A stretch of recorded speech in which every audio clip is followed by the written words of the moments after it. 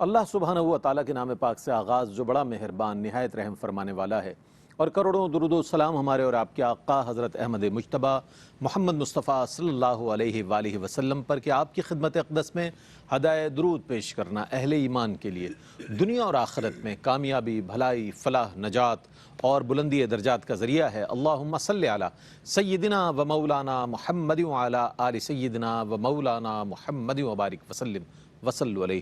ناظرین محترم، السلام علیکم ورحمۃ اللہ وبرکاتہ۔ میں ہوں آپ کا میزبان محمد رئیس احمد۔ پیش کیا جا رہا ہے پروگرام روشنی سب کے لیے، اور اس میں آج جو موضوع ہے ایک بار پھر علاج اور احتیاط۔ آپ جانتے ہیں کہ ایک ایسے موقع پر یہ پروگرام پیش کیا جا رہا ہے کہ جس موقع پر کہ دنیا کے کئی ممالک جو ہیں کرونا وائرس کی زد میں ہیں، بہت سی خبریں آ رہی ہیں، لیکن اللہ کی رحمت سے مایوس نہیں ہونا چاہیے۔ لا تقنطوا من رحمت اللہ، اور اللہ سے رجوع کرنا چاہیے، اور قرآن کریم سے اپنا ایک تعلق ایسا قائم کرنا چاہیے کہ بلا شبہ قرآن ہی مومنین کے لیے شفا بھی ہے اور رحمت بھی ہے۔ یہ ایک ہمارے سامنے چیز ہونی چاہیے۔ اس سے پہلے کہ میں اپنے موضوع کی جانب آؤں، آج الحمدللہ یکم شعبان المعظم ہے۔ میں آپ کو اس حوالے سے مبارکباد پیش کرتا ہوں تمام برادر اسلامیہ میں رہنے والے ممالک میں تمام ہی برادران اسلام کو مبارکباد پیش کرتا ہوں کہ اللہ تعالیٰ نے شعبان المعظم جیسا مبارک مہینہ آپ کو ہمیں عطا فرمایا ہے۔ دعا ہے کہ اللہ تعالیٰ اس کے بعد آنے والا مہینہ ماہ رمضان المبارک ہمیں خیر و عافیت سے نصیب فرمائے اور امن و سکون اور چین کے ساتھ عطا فرمائے۔ آج ایک بار چونکہ موضوع پھر وہی علاج اور احتیاط ہے، تو اس حوالے سے میں بتاتا چلوں کہ بہت سی آفات اور بہت سے ایسی آزمائشیں ہیں کہ جو ہمیں درپیش ہوتی ہیں، اس میں سماوی اور ارضی بہت سے ایسے امراض ہوتے ہیں۔ تو اس حوالے سے قرآن کریم کیا کہتا ہے؟ پھر یہ کہ اللہ تعالیٰ نے بے شمار خصوصیات کے ساتھ اور بہت سے اوصاف کے ساتھ انسان کو پیدا فرمایا ہے، اور بہت قوی بھی ہے، بہت خوش طبع بھی ہے، سب کچھ ہے، لیکن فطری طور پر اس میں کمزوری ہے۔ تو اس اعتبار سے اگر کوئی آزمائش آ جاتی ہے، کوئی مسئلہ درپیش ہوتا ہے، تو یہ خوف زدہ ہو جاتا ہے۔ یہ انسان کی فطری ہے اور ایک فطری رد عمل ہے۔ تو ایسی صورتحال میں کیا کیا جانا چاہیے؟ پھر تیسری بات یہ کہ آج کے پروگرام میں ہم جب شامل کریں گے وہ یہ کہ بہت سے لوگ قرآن سے بھی علاج پیش کر رہے ہوتے ہیں، بہت سارے لوگ ایسے جو طبی طور پر اپنا اوپینین پیش کر رہے ہوتے ہیں میڈیکل پوائنٹ آف ویو سے۔ تو اس حوالے سے بھی بہت ساری چیزیں سامنے، آپ سوشل میڈیا دیکھتے ہوں گے تو آپ کے سامنے یہ منظرنامہ ہوتا ہوگا۔ اور اس کے ساتھ ساتھ پھر بہت سی دعائیں بھی الحمدللہ ARYQ TV اپنی ذمہ داری پوری کر رہا ہے۔ مفتی محمد عامر صاحب، مفتی سہیل رضا امجدی صاحب اور قاری نعمان نعیمی اور دیگر علماء حضرات جو ہیں دعائیں بتا رہے ہیں، باقاعدہ ٹیمپلیٹس کی صورت میں وہ دعائیں آن ایئر کی جا رہی ہیں۔ یہ سارا اہتمام اسی لیے ہے کہ ہم ملت اسلامیہ جو ہے ایک سمجھ لیں ایک ایسی ملت ہے کہ جس کا ایک جیسا سانجھا ہے، دکھ ہو یا درد ہو۔ یہ تو پوری انسانیت کا ایک ایسا مسئلہ ہے کہ جس پر یقیناً سب لوگ اس حوالے سے میں سمجھتا ہوں بیدار ہو گئے ہیں کہ آیا ہم نے جو غلطیاں کی ہیں یا ماضی جو ہمارا رہا ہے اس پر ہمیں نظر ثانی کرنے کی ضرورت ہے، اپنا محاسبہ کرنے کی ضرورت ہے، اپنا احتساب کرتے ہوئے اپنے اعمال اور افعال کو درست کرنے کی ضرورت ہے۔ ہو سکتا ہے یہی آزمائش ہمارے لیے ایک ایسی آزمائش ہو جو ہمیں راہ راست پر لے آئے، اور یہ آزمائش دیگر مذاہب کے لوگوں کے لیے بھی ایک راہ ہدایت کا سلسلہ بن جائے اور ایک سبب بن جائے۔ اللہ سے یہی امید رکھنی چاہیے کہ انشاءاللہ اسی سے انشاءاللہ ملت اسلامیہ کو تقویت بھی ملے گی، اور آنے والا دور یہ بات ثابت کرے گا کہ لوگ اسلام کی طرف جوق در جوق آ رہے ہیں۔ آج چونکہ موضوع ہمارا علاج اور احتیاط ہے، اس حوالے سے ہم بات کریں گے۔ علامہ حافظ اویس احمد صاحب تشریف فرما ہے۔ السلام علیکم ورحمۃ اللہ وبرکاتہ۔ وعلیکم السلام ورحمۃ اللہ۔ اور آپ کے ساتھ تشریف فرما ہے پروفیسر انوار احمد زئی صاحب۔ السلام علیکم ورحمۃ اللہ وبرکاتہ۔ اچھا علامہ صاحب، چونکہ سرنامہ کلام میں میں نے وبائی بیماریاں، سماوی اور عرضی جو آفات ہیں اس کے حوالے سے عرض کیا، تو اس حوالے سے قرآن کریم میں جو اس کی نشانیاں ملتی ہیں اور جو آیات ملتی ہیں اس پر کچھ روشنی ڈالیے گا۔ بسم اللہ الرحمن الرحیم۔ جی یقیناً کوئی بھی آفت نازل ہوتی ہے یا کوئی بھی چیز کسی بندے کو پہنچتی ہے، اس کے حوالے سے قرآن کریم نے جو بنیادی اور صاف نظریہ بیان کر دیا ہے وہ یہ کہ ہر چیز کا فاعل حقیقی، یعنی وہ کام کرنے والا فاعل حقیقی وہ اللہ پاک ہی ہے۔ بے شک بے شک۔ وہ فرماتا ہے کہ ان ربک فعال لما یرید، وہ جو چاہتا ہے وہی کرتا ہے۔ بے شک۔ ما اصاب من مصیبت الا باذن اللہ، کوئی بھی پہنچنے والی چیز نہیں پہنچتی مگر اللہ ہی کے اذن سے۔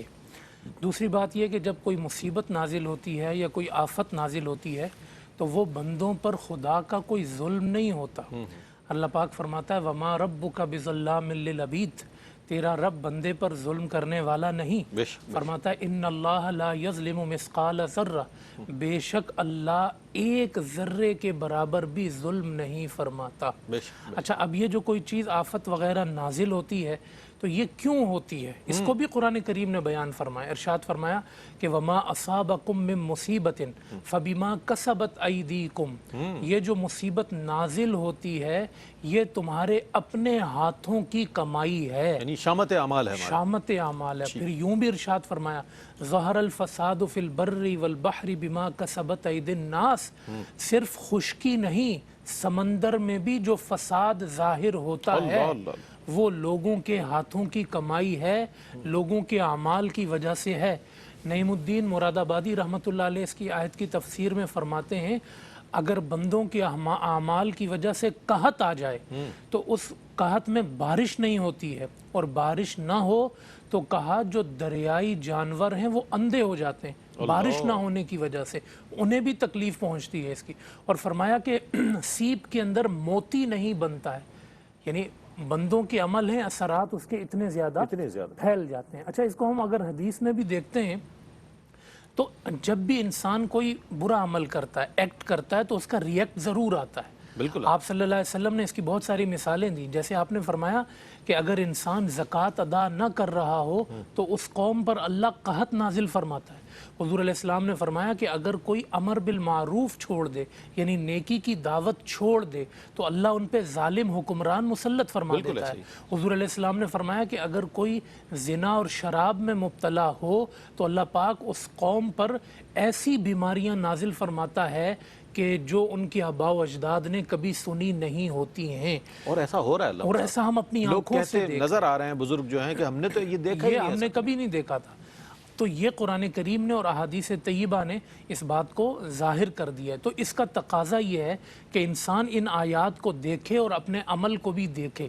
قرآن کریم نے اس حوالے سے یہ بھی بتایا ہے کہ پچھلی قوموں پر توبہ کے بعد عذاب ختم ہو جاتا تھا، لیکن وہ پھر ایکٹ کرتے تھے تو دوبارہ عذاب آتا تھا۔ آپ بنی اسرائیل کی قوم پہ دیکھیں، پورا منظر اللہ نے بیان کیا ہے کہ اللہ پاک نے انہیں کوئی نعمت دی، ناشکری کی، پھر عذاب آیا، پھر توبہ کی یا حضرت موسیٰ کے پاس آئے، پھر عذاب ختم ہوا، دوبارہ ان پر عذاب نازل ہوا جب انہوں نے سرکشی کی۔ ثم تولیتم من بعد ذلک فلولا فضل اللہ علیکم ورحمۃ لکنتم من الخاسرین۔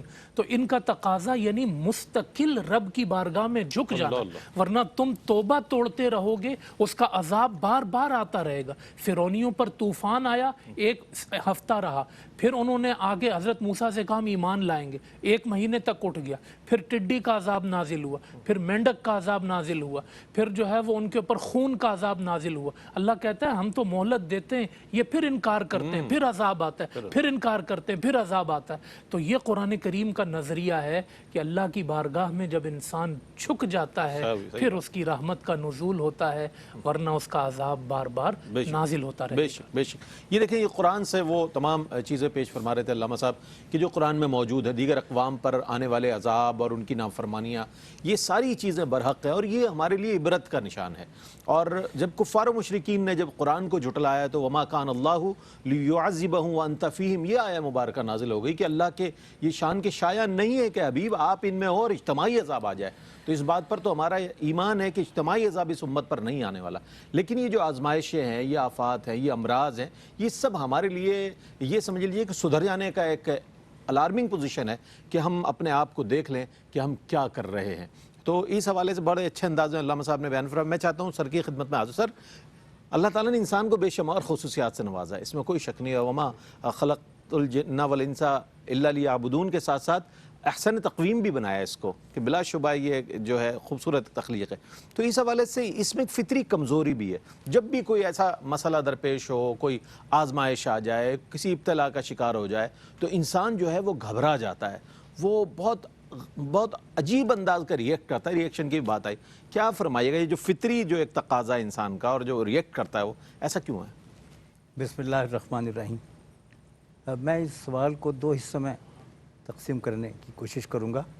پہلے تو یہ کہ ہماری کیفیات کیا ہیں، آپ نے بہت صحیح فرمایا، اور قرآن یہ کہہ رہا ہے کہ احسن تقویم پر آپ کو فائز کیا گیا اور اشرف المخلوقات بالکل کا بالکل درجہ اور مقام ملا. تو پہلی تو اس کیفیت کو ذرا دیکھ لیں، پھر ہم ماہرین نفسیات اس بارے میں کیا کہتے ہیں خوف کے بارے میں، اس پر ہم بات کریں گے. جی اختصار سے میں عرض کروں کہ دیکھیے 3 درجات ہیں اس اشرف المخلوقات کے بھی. ایک درجہ جو ہے وہ آدمی ہونا ہے، وہ کیفیت بہت مختلف ہے اس سے جو انسان ہونے کی کیفیت ہے. ٹھیک ہے. آدمی جب مصفہ ہوتا ہے، مطہر ہوتا ہے، مہذب ہوتا ہے، متمدن ہوتا ہے، تو پھر اس کے یہاں جو تبدیلی اندر اور باہر طبیعت کی بھی آتی ہے اور عمل کی بھی آتی ہے، تو اس سے وہ آدمی انسان کی طرف آ جاتا ہے. بس کہ دشوار ہر کام کا آسان ہونا، آدمی کو بھی میسر نہیں آدمی کو انسان بھی ہونا. میسر نہیں انسان ہونا. صحیح. تو اب انسان کی ایک بڑی جہت ہے، کیفیت ہے. اچھا. وہ انسان جب تابع ہو جاتا ہے اللہ کے احکام کا، تو وہ پھر مسلمان کی کیفیت میں آتا ہے. کیا بات. ہر مسلمان انسان ہے، ہر انسان مسلمان ہو نہ ہو، لیکن ہر مسلمان انسان ہے. اس لیے کہ اگر وہ اپنے عقیدے پر کاربند نہیں ہے اور تسلیم نہیں کر رہا، جو عقیدہ اسے متھر کر رہا ہے پہلے ہی، تو ایک تو یہ میں کیفیت بیان کر رہا تھا. اس لیے آدمی میں خوف زیادہ ہے، ہاں. انسان میں وہ خوف متوازن ہو جاتا ہے. پھر دلیل اور منطق وہ لانے کے بعد اپنے آپ کو مطمئن کرتا ہے. ٹھیک ہے. لیکن مسلمان جو ہے وہ کاملتاً اپنے عقیدے پر اگر ہے گامزن، تو اس صورت میں خوف کی بجائے احتیاط اس کی طرف آ جائیے کہ جو کہا جا رہا ہے اگر وہ احتیاط برتے، جس کے لیے کہا گیا ہے کہ احتیاط برتیں، احتیاط برتنے کے بعد توکل کی طرف آئے. بالکل. یہ تینوں منازل ہیں. لیکن ماہرین نفسیات نے اسے تھوڑا سا مختلف بھی بیان کیا ہے. اچھا. وہ بھی اپنی جگہ ایک سائنس ہے. وہ یہ کہتے ہیں کہ یہ خوف جو ہے یہ ڈیٹرنٹ ہے. اچھا. اس لیے اندر رکھا ہے اللہ رب العزت نے انسان کے کہ وہ اس خوف کی وجہ سے ان چیزوں کی طرف نہیں جاتا جو چیزیں اسے ہلاکت کی طرف لے جا سکتی ہیں. ٹھیک ہے. یہ خوف اسے روکتا ہے اور خوف ہی پھر اسے مجبور یعنی کسی کرتا ہے. کی انسان کے پروٹیکشن کا بھی ایک سبب ہے، وہ میں نے تو اس کے ڈیٹرنٹ تحفظ کہا. کا بھی. بالکل بالکل. جی ہاں، اسی لیے میں نے کہا کہ وہ جو ایک جہاں آدمی آگ کو دیکھ کے اس کی طرف نہیں بڑھتا، بچہ انگارے کی طرف لپکتا ہے اور ماں اسے روک لیتی ہے، وہ روتا ہے کہ اتنی اچھی چیز کی طرف مجھے نہیں جانے دیا، اس لیے کہ وہ ابھی نہیں جانتا کہ یہ ہلاکت کا باعث بنے گی. لیکن جب یہ آ جاتا ہے تو پھر وہ آگ کی طرف نہیں جاتا، وہ خوف کی منزل پر خوف کی منزل پہ آ جاتا ہے. تو یہ ڈیٹرنٹ بھی ہے. اور دوسری جلدی سے بات میں مکمل کروں کہ ڈیٹرنٹ کے علاوہ اس خوف کے عنصر سے اس کے یہاں ایک احتیاط کی کیفیت پیدا ہوتی ہے. اب یہ اس وقت ہم جتنی احتیاط برت رہے ہیں اس کو آپ اطباء تو کہیں، اس کو آپ تقلید تو کہیں، آپ حکم کے اوپر تعمیل تو کہیں، لیکن یہ خوف کی وجہ سے بھی ہے نا. ٹھیک ہے. تو یہ ساری جو ہم محرکات اپنے سامنے رکھے ہوئے ہیں احتیاط کی، وہ خوف کی وجہ سے. تو خوف اسی طرح مثبت انداز میں سامنے آتا ہے جیسے کہ کہا گیا کہ نسیان اللہ کی نعمت ہے. حافظہ تو ہے، حافظہ تو ہے ہی. لیکن نسیان نعمت ہے. اگر نسیان نہ ہو تو آدمی ایک حادثے کے بعد پاگل ہو جائے، اپنی دنیا میں واپس نہیں آ سکتا، توازن کی دنیا میں. تو جس طرح نسیان نعمت ہے اور ایک انداز میں رزق ہے، اسی طرح کہا گیا کہ خوف بھی ایک نعمت ہے جو کہ انسان کو دور رکھتا ہے ان چیزوں سے جو ہلاکت کی طرف لے جاتے ہیں. یہ خوف اگر وبا کا ہے، آزمائش کا ہے اور انسان کا ایک فطری ظاہر ہے، اس کا ریئیکشن ہے، تو وہ اپنی جگہ درست ہے. لیکن یہی خوف اگر تقوی کی صورت میں ہو، یہی خوف اللہ کی ناراضگی کو پیش نظر رکھتے ہوئے کسی برے عمل سے رکنے کا ہو اور اللہ کے احکامات سے بالکل روگردانی کرتے ہوئے اگر انسان کو خوف آ جائے، تو میں کہتا ہوں یہ تقوی کی بڑی منزل ہے. کہ اور پرہیزگاری ہے ہی تقوی، کہ اس خوف کے ساتھ، خشیت الہی کے ساتھ انسان زندگی گزارے. ہم عمومی جو یہ خوف ہراس ہوتا ہے اس سے تو خوفزدہ ہو جاتے ہیں، لیکن وہ اللہ کا عذاب اگر ہمارے ذہن میں رہے جو قرآن کریم میں موجود ہے، تو میرے خیال ہے ہماری زندگی کے روز و شب بہت بہتر ہو سکتے ہیں. ایک وقفہ ہے، وقفے کے بعد لوٹتے ہیں. مجھے امید ہے آپ کا ہمارے ساتھ رہے گا. ناظرین، آپ کا خیر مقدم ہے. علاج اور احتیاط ہمارے پروگرام کا موضوع ہے، اور آپ نے دیکھا ہوگا عمومی طور پر کہیں تقریب میں بیٹھے ہوں آپ یا کہیں اور گیدرنگ ہو تو کوئی ڈاکٹر ہوتا ہے تو لوگ پوچھنا شروع کر دیتے ہیں جناب یہ ہمارا ڈائبٹک کا ہی چل رہا ہے سلسلہ. کوئی عامل بیٹھا ہو تو اس سے یہ پوچھا جاتا ہے کہ جناب بڑی تکلیف ہے، ذہنی اور جسمانی طور پر خوف و ہراس ہے. اسی طرح کوئی بھی بیٹھا ہو تو اس ایکسپرٹ بیٹھا ہو تو لوگ اس سے اوپینین جاننا چاہتے ہیں. اور خدا نخواستہ جب ایسی صورتحال ہو جو کہ موجودہ صورتحال ہے، اللہ تعالیٰ اس سے سب کو محفوظ رکھے، تو اس میں پھر آپ یہ دیکھیں کہ ہر شخص اپنے اپنے اعتبار سے، یعنی کہ کوئی میڈیکل پوائنٹ آف ویو سے اپنا اوپینین دے رہا ہوتا ہے، کوئی مذہبی اعتبار سے اس کی دعائیں ظاہر بتا رہا ہوتا ہے، یونانی علاج کرنے والے وہ اپنے اپنے ایکسپرٹیز دکھا رہے ہوتے ہیں اور ظاہر اس کو لوگوں کو بتا رہے ہوتے ہیں۔ یہ اس کے حوالے سے حکم کیا ہے، جاننا ضروری ہے، کیا فرمائیں گے علامہ صاحب؟ بسم اللہ الرحمن الرحیم۔ بہت موجودہ معاشرے کے اعتبار سے اہم سوال ہے یہ رئیس بھائی۔ اس میں یہ ذہن میں رکھنا چاہیے کہ مشورہ لینا یہ ایک سنت ہے، ٹھیک ہے، مگر مشورہ دینا سنت بھی ہے اور ایک ذمہ داری ذمہ داری ہے، صحیح، آپ ہر چیز میں مشورہ لے تو سکتے ہیں مگر ہر چیز میں مشورہ دے نہیں سکتے۔ مشورہ آپ جب دیں گے تو اس کے لیے ضروری ہے کہ آپ مشورہ دینے کے اہل ہوں، آپ اس چیز میں مہارت رکھتے ہوں، آپ اس چیز میں مشورہ دے سکتے ہوں۔ ایک تو ہوتا ہے عمومی کسی چیز میں نصیحت کر دینا، وہ ایک الگ معاملہ ہوتا ہے، لیکن کسی چیز کا جیسے علاج ہے یا کسی چیز میں ایک خاص پوائنٹ آف ویو اس میں دینا ہے آپ کو، اس کے اعتبار سے آپ ایک ماہرانہ رائے دے رہے ہیں اور وہ آپ کی فیلڈ بھی نہیں ہے، تو یہ پھر آپ جو ہے وہ اپنی ذمہ داری سے ہٹ رہے ہیں، یا پھر جو ہے وہ آپ اپنے آپ کو جو ہے وہ اپنے ساتھ دوسرے کو بھی اور اپنے آپ کو بھی ہلاکت اور نقصان کی طرف لے کر جا رہے ہیں۔ آپ یہ دیکھیں کہ ایک عالم دین ہے، اس کی اپنی فیلڈ ہے، وہ اپنی فیلڈ میں رہتے ہوئے اپنے اعتبار سے کسی چیز میں اپنے مشاہدے اور مطالعے کی روشنی میں آپ کو اپنی ماہرانہ رائے دے سکتا ہے۔ ایک ڈاکٹر ہے، اس کی اپنی ایک فیلڈ ہے، اپنی طبی فیلڈ ہے، اس فیلڈ کی ہے، صحیح، وہ اپنی فیلڈ اپنی میں اسٹڈی کے لحاظ سے دے گا۔ اب آپ اس معاشرے میں دیکھیں، اب اگر جیسے یہ وائرس کا کوئی معاملہ ہے تو ہر آدمی یہ بتا رہا ہے کہ جی آپ لہسن کھا لیں، پیاز کھا لیں، لیمو کھا لیں، پیاز کھا لیں، جس کو جو سمجھ میں آ رہی ہے وہ رائے اس پہ دیتا چلا جا رہا ہے۔ تو اس چیز سے جو ہے وہ بچنا چاہیے۔ اس چیز کے جو ماہرین ہیں، ظاہر ہے پوری دنیا کے ڈاکٹرز بھی اس پر بیٹھے ہوئے ہیں، ماہرین بھی اس پر ریسرچ کر رہے ہیں کہ بھئی یہ کیا نہیں، ویکسین تو اس کی تیار نہیں ہوئی، لیکن علاج 1000 آ گئے ہیں اس کے، 1000 علاج دیکھیں آپ یہ سر ایک عجیب سی بات ہے۔ تو اس میں جو ماہرین جب کوئی بات کریں گے طبی حوالے سے، وہ اس میں اچھا جو روحانی اسپریچول معاملہ ہے وہ ڈائمنشن ہے، آپ اس سے علماء کرام سے رابطہ کریں۔ اس میں بھی یہ نہیں ہے کہ کوئی بھی شخص جو ہے وہ جو ہے جیسے عامل ہے وہ بیٹھا ہوا، اس کی کوئی علم نہیں ہے اور وہ اپنی رائے دینا شروع کر دے۔ جو علم دین کے حوالے سے بھی ماہرین ہیں، جن کی قرآن پہ نظر ہے، جن کی حدیث پہ نظر ہے، وہ اپنی ماہرانہ رائے جب دیں گے تو اس کو قبول کیا جائے۔ پھر آپ یہ دیکھیں کہ خاص کر قرآن کریم کے حوالے سے اب ہمارے ہاں یہ ہوتا ہے کہ آپ قرآن کریم کے ساری باقی چیزیں تو لوگوں کو دے رہے ہوتے ہیں کہ یہ کریں گے تو یہ ہو جائے گا، لیکن قرآن کریم کی جو فیلڈ ہے، قرآن کریم نے پہلے صفحے پر یہ بتا دیا کہ ہدی للمتقین، یہ اس کا ٹاپک ہے ہدایت۔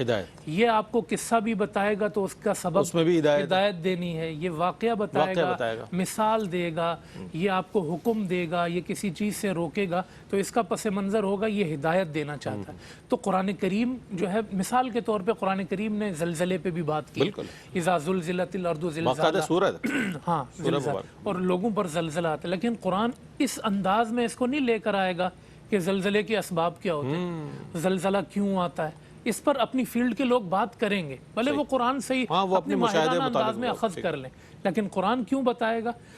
قرآن اس لیے بتائے گا کہ جب میری نافرمانی ہوتی ہے اللہ کہے گا تو میرا عذاب نازل ہوتا ہے، زلزلہ آ جاتا ہے۔ آپ قرآن سے جب کوئی چیز لیں گے تو اس اعتبار سے لیں گے، تو آپ قرآن کریم سے ہدایت لیں۔ آج کے معاشرے میں خصوصی طور پہ جو ماہرین احتیاط کہہ رہے ہیں، آپ ماہرین کی بات کو سن کر اس احتیاط پر قائم و دائم رہیں، اور جو روحانی اور اسپریچول معاملات ہیں اس میں جو علماء کرام کہہ رہے ہیں، جو قرآن کریم کی آیات آپ کو مخاطب ہیں اور جو قرآن کریم کی آیات آپ سے مخاطب ہیں، اس انداز میں آپ قرآن کریم کی ہدایت پر بھی عمل کریں اور علماء کرام کی بات پہ بھی عمل کریں۔ کیا بات، کیا بات، یہ بڑی اچھی ایک ڈائریکشن ہے۔ ظاہر ہے RYQ TV تو ایک ایسا چینل ہے کہ جو آپ کو آگہی فراہم کرتا ہے، بہت سی آوازیں اٹھتی ہیں اور ایسے مواقع اگر آ جائیں، خدا نخواستہ کوئی ایسا اجتماعی معاملہ آ جائے تو پھر بہت سی دکانیں بھی کھل جاتی ہیں، اور ان دکانوں کے حوالے سے پھر وہ اگر اس کا کوئی چیز ایسی ہو کہ جو بہت زیادہ وائرل ہو جائے تو پھر وہ بڑے ایک برانڈ بن جاتے ہیں۔ تو اس حوالے سے بڑی احتیاط کی ضرورت ضرورت ہے. جو جس شعبے کا شخص ہے اس کا اوپینین تو اپنی جگہ درست ہے. اچھا جب اس طرح کی اجتماعی طور پر کوئی آزمائش آ جاتی ہے تو سر کیا فرمائیے گا اس حوالے سے کہ لوگ اپنے اپنے خواب بھی سنانا شروع کر دیتے ہیں. جناب میں نے خواب میں یہ دیکھ لیا, میں نے تو اس حوالے سے بشارتوں کا بھی ہم یہ سنتے ہیں کہ بھئی مجھے یہ بشارت ہو گئی ہے اور اس طرح کا ہونے والا ہے, یہ ایسا ہو سکتا ہے. کیا فرمائیے گا اس حوالے سے؟ بہرحال میں چاہتا ہوں کہ کچھ آج کے پروگرام میں کچھ آگہی فراہم کریں. میں عرض کروں کہ یہ ایک مکمل موضوع اور مضمون ہے, اس کو اتنا لائٹلی لینے کی نہیں ہمیں لینا چاہیے کہ خواب ہے. تو دیکھیے خواب میں اور خیال میں بڑا فرق ہے. آپ ایک چیز کو ذہن میں لے کے سوئیں اور وہ خواب میں آ جائے تو کہا یہ گیا ہے, ماہرین نے یہ کہا ہے کہ غلبہ اس پر خیال کا ہوتا ہے.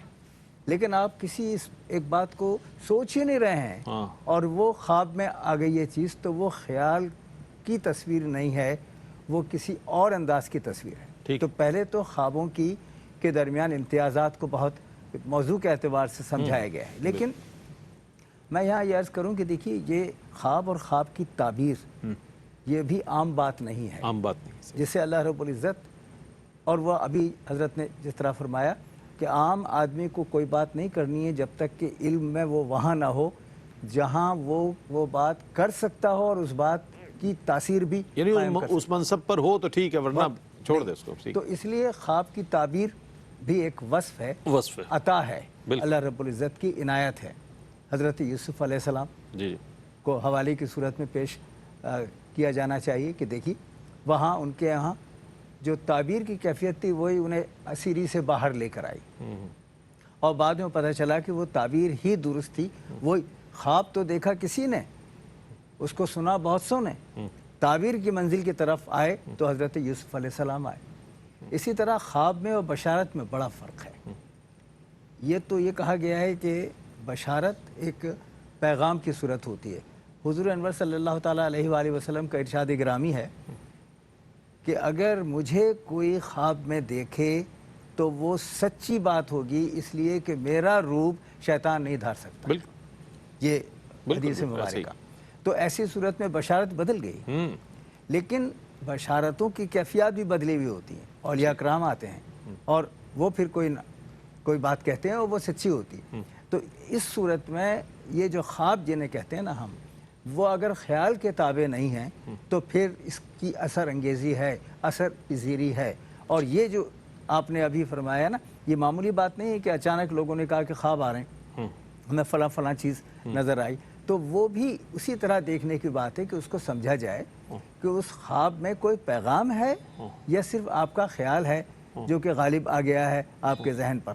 اور خواب جو ہیں وہ میں عرض کروں نفسیاتی اعتبار سے کہا گیا ہے کہ 3 رخیں ہوتے ہیں. پہلا رخ جو ہے وہ ذات کی طرف ہوتا ہے. اچھا, اگر کوئی ان کا مسئلہ ہے تو وہ خواب میں اگر دیکھ رہے ہیں تو ذات کی بات, اپنی ذات کی بات, جو خیالات ہیں جو آپ نے فرمایا کہ جو سوچا, جو وہ دیکھ لیا آپ نے خواب میں کہ ایسا ہونے والا ہے, ایسا ہونے والا ہے. اور پھر اس کا حل بھی اگر وہ آ رہا ہے تو وہ ذات کے لیے ہے, وہ سماج کے لیے یا معاشرت کے لیے نہیں ہے. لیکن دوسری جو چیز ہوتی ہے جیسے آج کل ہے اور مسلسل ہم ایک وبا کا سن بھی رہے ہیں, دیکھ بھی رہے ہیں, پڑھ رہے ہیں, تو اس کا غلبہ ہے.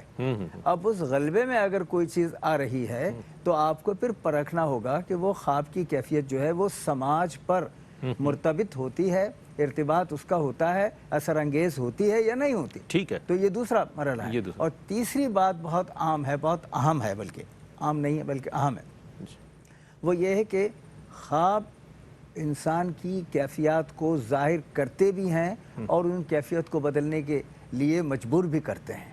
اچھا, اگر وہ اس سے بہت زیادہ اثر لے تو انسان کی شخصیت میں تبدیلی آتی ہے. اور اگر کوئی خواب بار بار آ رہا ہے تو اس کا مطلب صرف خیال نہیں ہے بلکہ انڈیکیشن ہے, کوئی درس ہے, کوئی خیال ہے, جی انڈیکیشن ہے اور ایک تربیت کا عمل ہے. اس لیے بار بار اگر کوئی چیز آ رہی ہے تو اس صورت میں اس کو پھر ضرور رجوع کرنا چاہیے ان سے کہ جو خواب کو سمجھتے بھی ہیں اور خواب کی تعبیر کی کیفیت میں بھی آتے ہیں. اس کا ایک پورا علم ہے, اس لیے اس کو اتنا آسان اور ہر ایک کے سامنے بیان کرنے کے لیے بھی منع کیا گیا, ہر ایک کے سامنے نہیں بیان کیا. یہ بھی دیکھیے ایک عجیب, یا آپ نے جو ایک جملہ فرمایا نا تو اس سے مجھے یہ خیال بھی ہوا کہ اس میں ایک ایک ہلکی سی لہر یہ ہے کہ خواب کی تعبیر اگر فوری طور پر کوئی بتائے تو پھر ایک اسیلیشن جسے کہتے ہیں کہ اندر سے وہی محسوس ہوتی ہے کہ ہے، تو آپ نہ بیان کریں. کسی نے اگر کوئی بات ایسی کہہ دی تو سمجھ میں یہ آئے گا کہ یہی بات صحیح ہے، اور اس طرح آپ کا ڈائیورژن اس طرف ہو جائے گا جس طرف نہیں ہونا چاہیے. ٹھیک، بہت اچھے انداز میں انبیاء علیہ السلام کے خواب کے حوالے سے بات کی تو وہ تو سچے ہوتے ہیں بالکل، اس میں تو ایک طریقے، لیکن جو عوام کے عام آدمی کے خواب ہوتے ہیں وہ اگر اس کو دکھائی دے رہا ہے خواب میں کچھ، تو انفرادی طور پر اس کا یہ مسئلہ ہے، یہ اجتماعی معاملہ نہیں ہے کہ آپ اس کو امپلیمنٹ کر دیں پورے معاشرے پر. بنیادی بات یہ ہے. صحابہ سے حضور پوچھتے تھے بالکل خوابوں کے بارے میں، جی اور پھر خواب بتاتے تھے صحابہ. تو ایسی صورت میں ایک جسے کہیں اسٹیبلشمنٹ ہوا نا حضور کی ذات والا صفات سے. کیا بات، کیا بات. اور رہا بشارتوں کا تو یقیناً بہت ساری اس میں اصلاحی چیزیں بھی ہوتی ہیں، بہت سارے ہمارے ایسے معاملات ہوتے ہیں کہ جس میں اگر کہیں روحانی آپ کا تعلق ہے اور کہیں سے آپ کی نسبت ہے تو ظاہر ہے آپ کی روحانی طور پر بھی تربیت ہو رہی ہوتی ہے، کوئی انڈیکیشن ہوتی ہے، نشاندہی ہوتی ہے کہ جناب ایسا معاملہ ہو رہا ہے. تو یہ سب چیزیں جو ہے اس کے حوالے سے بہت اچھے انداز میں سر نے بات کی. ایک وقفہ ہے، وقفے کے بعد جب لوٹیں گے تو ایک اہم سوال میرے پاس موجود ہے جو کہ اس موضوع اور اس وقت کے اعتبار سے انتہائی اہم سوال ہے، پیش کروں گا. حاضر ہوتے ہیں وقفے کے بعد ہمارے ساتھ رہیے گا. ناظرین آپ کا خیر مقدم ہے. آج علاج اور احتیاط کے حوالے سے ظاہر ہے جو موجودہ صورتحال ہے اس کے تناظر میں انتہائی اہم موضوع، اور میں نے عرض کیا تھا وقفے پر جانے سے قبل کہ انتہائی اہم سوال ہے. اور سوال یہی ہے کہ کیا کسی مرض کے لیے کوئی خاص دعا ہے، یا وہ دعائیں کہ جو عمومی طور پر ہم مختلف نمازوں کے بعد مختلف اوقات میں پڑھ رہے ہوتے ہیں تو کسی بھی مرض کے لیے پڑھی جا سکتی ہے؟ اس حوالے سے میں علامہ صاحب سے جاننا چاہوں گا کہ کیا فرمائیے گا. بسم اللہ الرحمن الرحیم. جی یقیناً آپ صلی اللہ علیہ وسلم نے بہت ساری چیزوں میں دعاؤں کو ایک خاص عنوان دیا ہے. مثال کے طور پہ آپ صلی اللہ علیہ وسلم نے دجال کا فتنہ ہے، عذاب قبر ہے، یا دیگر فتنے ہیں، ان کا نام لے لے کر ان کے لیے، ان سے بچنے کے لیے آپ صلی اللہ علیہ وسلم نے دعائیں کی ہیں. اسی طرح آپ صلی اللہ علیہ وسلم نے ان دعاؤں کی تعلیم بھی دی ہے کہ ان دعاؤں کو پڑھا جائے. اچھا، بعض الفاظ حضور علیہ السلام کے دعاؤں کے عمومی الفاظ ہوا کرتے تھے جس میں آپ صلی اللہ علیہ وسلم دنیا و آخرت کی بھلائی طلب کیا کرتے تھے اور دنیا و آخرت کی شر سے حفاظت اللہ سے مانگا کرتے تھے. اور حضور علیہ السلام کی تو خود پسندیدہ ترین دعا یہ تھی جسے صحابہ کرام کہتے ہیں کہ ہم حضور کے منہ سے اکثر سنتے تھے، ربنا آتنا فی الدنیا حسنہ وفی الآخرۃ حسنہ وقنا عذاب النار. اے میرے رب مجھے دنیا کی بھلائی بھی عطا فرما، مجھے آخرت کی بھلائی بھی عطا فرما، اور جہنم کی آگ سے ہمیں محفوظ فرما. اچھا، اس موقع اور مرحلے کے اعتبار سے وہ تمام دعائیں جس میں آپ صلی اللہ علیہ وسلم نے بدن کی عافیت مانگی ہے، سماعت کی عافیت مانگی ہے، آنکھوں کی عافیت مانگی ہے، وہ تمام دعائیں مختلف الفاظ سے مختلف مقامات پہ احادیث میں موجود ہیں. اللہم انا نسألک العفو والعافیت والمعافات الدائمۃ فی الدین والدنیا والآخرہ، کہ اللہ میں تجھ سے سوال کرتا ہوں عافیت کا، اور ایسی عافیت جو دائمی ہو، ہمیشہ رہنے والی ہو، ہمیشہ عافیت کا سایہ یا اللہ مجھے عطا فرما دے. تو اس طرح کی جو دعائیں ہیں، اللہم عافنی فی بدنی، اللہم عافنی فی سمعی، اللہم عافنی فی بصری، لا الہ الا انت، حضور علیہ السلام کی دعا ہے. اسی طرح اللہم انا نعوذ بک من الطعن والطاعون. اب وباؤں کے اعتبار سے جو طاعون کی وبا ہے یہ ہمیشہ سے جو ہے وہ ایک طویل عرصہ، کئی صدیاں اسے گزر چکی ہیں، یہ رونما ہوتی ہے اور ہلاکتیں لاکھوں کی تعداد میں اس سے ہوتی ہیں. اس موقع پر طاعون سے بچنے کی دعا، اس وبا سے بچنے کی دعا، اس سے حفاظت کا طریقہ، اپنے آپ کو محدود کر لینا، گھروں میں بیٹھ جانا، یہ سب آپ صلی اللہ علیہ وسلم کی تعلیمات میں سے ہیں. صحیح بخاری میں سے ہے کہ اگر اس طرح کا کوئی معاملہ ہو تو اپنے گھر میں رہو، محدود رہو. یہ آپ صلی اللہ علیہ وسلم کی تعلیم ہے. اور پھر اس کے ساتھ ساتھ جو ہے وہ آپ تقدیر و تدبیر کو جمع کر کے کہ اللہ پاک پر توکل کر کے جب آپ اللہ ہی سے دعا کر رہے ہیں تو پھر آپ اللہ ہی سے ڈر رہے ہیں. پھر آپ یہ نہیں کہیں گے کہ میں اس مرض سے ڈر رہا ہوں، پھر آپ یہ نہیں کہیں گے کہ میں، اب بعض لوگ جو ہے نا اس ڈرنے میں اتنے جو ہے نفسیاتی ہو جاتے ہیں کہ وہ ان کی احتیاط بھی جو ہے نا، احتیاط کا دامن سے ان کو بہت آگے لے جاتی ہے. احتیاط بہت اچھی چیز ہے لیکن اس میں آپ کو مرض سے نہیں ڈرنا ہے. ڈرنا اللہ ہی سے اللہ ہی ہے، سے کیونکہ وہ فاعل حقیقی بے ہے. شک، آپ بے اس سے اتنی بڑی بات ہے کہ آپ اس سے دعا کر سکتے ہیں، اس کی چوکھٹ کھلی ہوئی ادعونی ہے. استجب لکم ادعونی فرمایا. استجب ہائے لکم، اس کی چوکھٹ کھلی ہوئی ہے. حضور کے یعنی حضور کی دعاؤں کے کلمات قیامت تک آپ کو کفایت اللہ کر رہے ہیں. حضور نے جو دعا مانگی ہے وہ اتنی جامع ہے، بے شک. تو اس لیے دعاؤں کا سہارا لیں، یہ کمزور کا ہتھیار ہے. حضور نے فرمایا بے شک. آپ کے پاس کچھ نہیں ہے، آپ کے پاس دعا ہے نا، تو پھر آپ کے پاس سب کچھ ہے. بہت اچھی بات آپ نے کہی کہ دعا ضروری ہے، اور دعا ہی ہمارا ہتھیار ہے، اور اللہ کی بارگاہ میں پیش کی جانے والی دعائیں ہمارا ایمان ہے کہ قبول ہوتی ہیں. ادعونی استجب لکم، تم مجھے پکارو میں تمہاری پکار کا جواب دوں گا. اللہ رب کریم خود ارشاد فرما رہا ہے. لیکن اس کے ساتھ ساتھ جو دنیاوی ہماری احتیاطیں ہیں، چونکہ احتیاط موضوع ہے، پریکاشنز جو ہیں سر، اس کے حوالے سے کیا فرمائیے گا؟ لوگ بے احتیاطی بھی بہت کر رہے ہیں. مثال کے طور پر ابھی شب معراج گزری ہے، ایسا لگ رہا تھا کہ پکوڑوں کے بغیر روزہ نہیں کھلے گا لوگوں کا، اور باوجود تمام اعلانات کے، تدابیر کے، تمام چیزوں کے، لوگ اسی طرح بازاروں میں نظر آئے. اور ٹھیک ہے وہ، لیکن یہ فرمائیے گا کہ احتیاطی تدابیر جو ہے جسے اختیار کرنا بھی ہمارے، چونکہ جان بچانا فرض ہے، اس حوالے سے کیا فرمائیے گا؟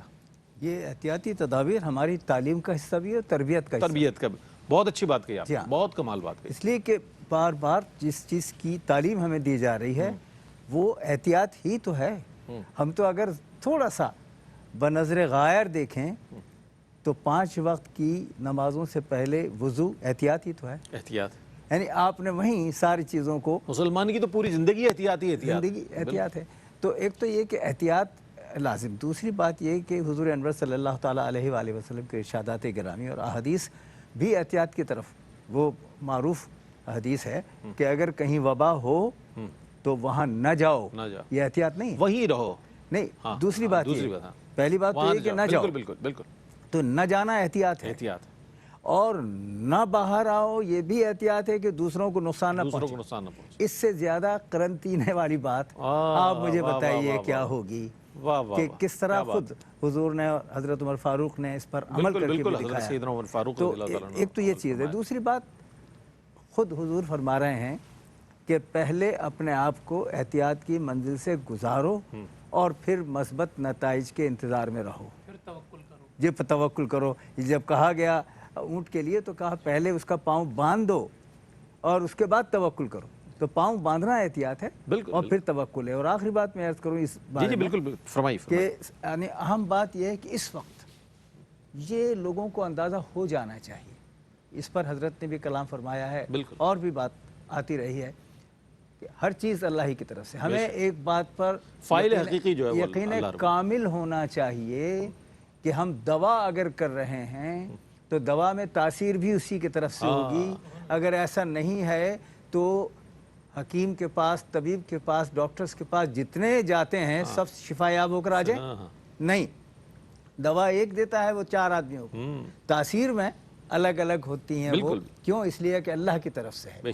تو یہ جو بنیادی بات ہے وہ احتیاط کی یہی ہے کہ آج یہ کہا جا رہا ہے کہ بھائی یہ جو وائرس ہے، یہ مختلف جو وائرس آتے رہے ہیں ان سے ذرا مختلف ہے اور بہت تیزی کے ساتھ. تو جب یہ کیفیت ہے تو اس کی احتیاط بھی اتنی زیادہ شدید ہونی چاہیے. یقین. یہ جو کہا جا رہا ہے بند ہو جائیں، رہ جائیں، رک جائیں نہ ایک دوسرے کے ساتھ، تو یہ اس لیے نہیں کہا جا رہا ہے کہ کہیں اینٹی سوشل ایلیمنٹس جو ہیں وہ آگے آئیں. نہیں، یہ سوشل ایلیمنٹ ہیں لیکن وقتی طور پر ہیں کہ کب ہمیں ملنا ہے اور اس کی بہبود بھی درکار ہے اپنی بہبود کے ساتھ. بہت اچھی بات.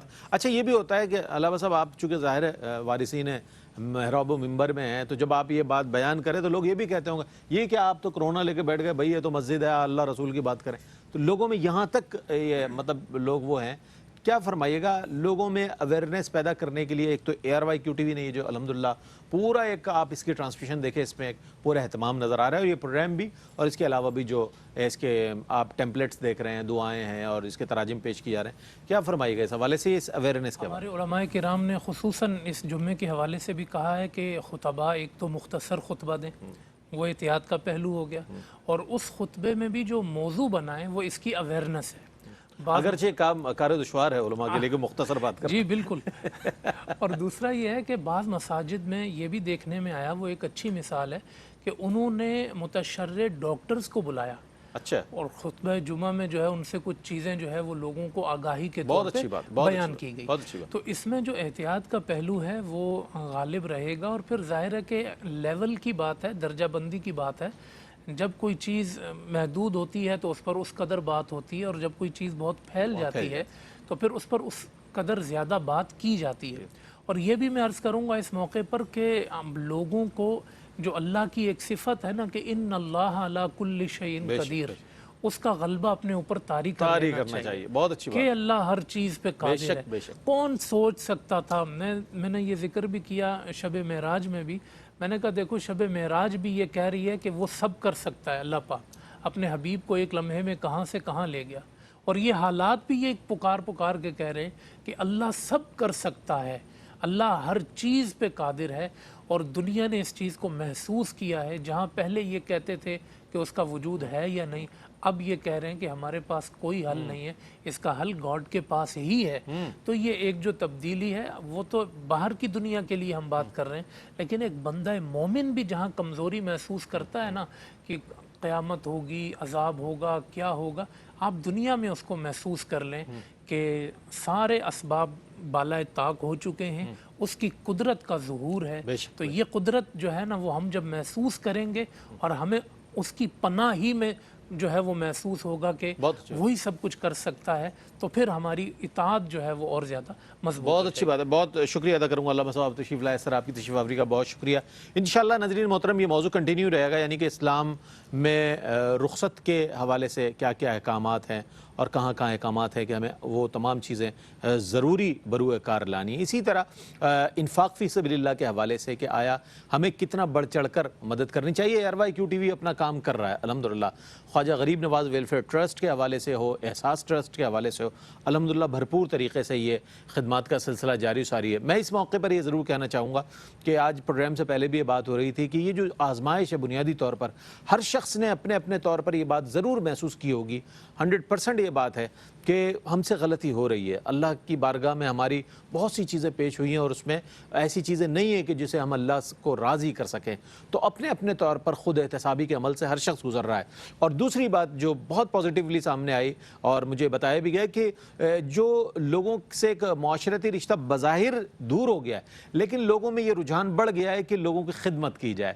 سوشل طور پر لوگ نا بہت زیادہ ایکٹیو ہو گئے ہیں ماشاءاللہ، اور لوگوں کی خدمت کا جذبہ بڑھ گیا ہے. لوگ بہت لوگوں کے گھروں پر راشن پہنچائے جا رہے ہیں، لوگوں کی خدمت کا جذبہ بیدار ہو گیا. ایک بہت اچھا سائن ہے. تو ظاہر ایک چیز ہے آزمائش ہے، تو اس کے ساتھ ساتھ اس کے بہت سارے جو ریئیکشنز ہیں وہ بھی سامنے آ رہے ہیں اور پازیٹیو ریئیکشن سامنے آ رہے ہیں. تو اللہ تعالیٰ سے دعا ہے کہ اللہ تعالیٰ آپ کو اور ہمیں ہم سب کو ملت اسلامیہ کو اس سے محفوظ فرمائے اور عالمی انسانیت کو اس وبا سے، اس بیماری سے محفوظ فرمائے. اور اللہ تعالیٰ سے دعا ہے کہ جتنی خدمات انجام دی جا رہی ہیں اسے اپنی بارگاہ میں قبول و منظور فرمائے. موضوع میں نے آپ کی خدمت میں گوشگزار کر دیا ہے کہ کس موضوع کے ساتھ ہم انشاءاللہ حاضر ہوں گے اگلے جو سیشن ہے پیر منگل بدھ. تو انشاءاللہ اس موضوع پر بھی آپ دیکھیں گے پروگرام، اور انفاق فی سبیل اللہ کی اہمیت کے حوالے سے اور اس کی اثر پذیری کے حوالے سے، معاشرے پر جو اس کے اثرات مرتب ہوتے ہیں اس کے حوالے سے بات کریں گے. تب تک کے لیے اپنے میزبان محمد رئیس احمد کو اجازت دیجیے. اللہ حافظ.